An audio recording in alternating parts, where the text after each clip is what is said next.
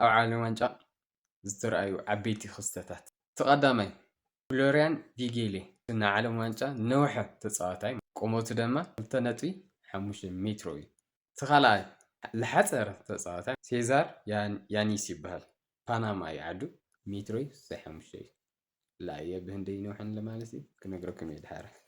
ሳልሳይ እቲ ብዕድመ ዝነኣሰ ተጫዋቲ ሜክሲካዊ ጂልበርቶ ሞራ ይበሃል 17 ዓመቱ ማለት ብዕድመ እቲ ዝዓበየ ክራይም ጎርደን ይበሃል ስኮትላንድ እዩ 43 5 ወርሒ ለ ካብኡ እቲ ፈጣን ዝበሃል ተጫዋቲ ለኒ ጆርዳን ቦስ ዝበሃል ኣውስትራያዊ 37.6 ኪሎ ሜትር ብምጉያይ ማለት እዩ።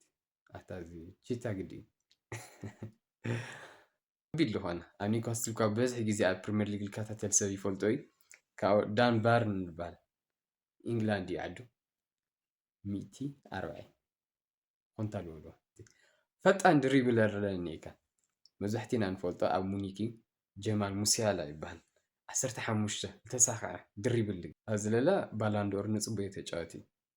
ከፍተኛ ወይ ዓብይ ኣሲስት ዝገበረ ብዙሕ ኣሲስት ዝገበረ ማይክል ኦሊሴ እዩ ፈረንሳዊ እዩ 5 ኣሲስት ዝገበረ ተጫዋቲ እዚ ባይ ዘ ዌይ ኣነ ማይ ፌቨራይት ዝኾነ ተጫዋቲ እዩ።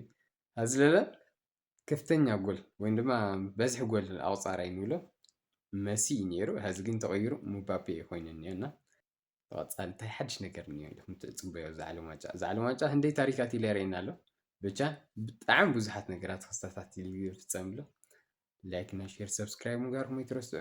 ቀፃሊ ንጋኒ ሓደሽቲ ክንፍልጠኩም ኢና ሻሎም ላዕልና ኢና